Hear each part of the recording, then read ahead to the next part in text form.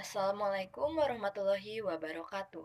Saya Anissa Karisma Maulida dari SMPN 1 Cilenyi Subrayon 5 akan mereview cerita dengan metode AIH, alasan, isi, dan hikmah dari buku Bintang Literasi Kabupaten Bandung yang diterbitkan di CV Malik 19 dengan jumlah halaman 240.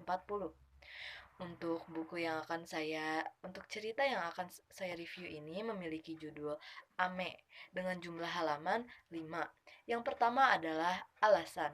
Saya tertarik untuk membaca cerita yang berjudul Ame karya Azkia Najmatul Jana ini karena memiliki judul yang sangat unik dan menarik sehingga membuat saya penasaran untuk membacanya.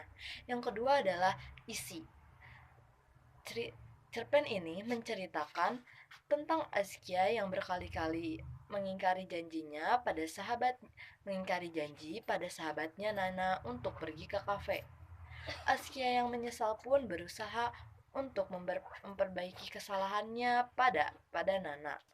Dan yang terakhir adalah hikmah. Dari cerita ini saya dapat belajar walaupun kita membuat kesalahan atau pernah membuat salah, jangan takut dan ragu untuk meminta maaf dan memperbaiki diri agar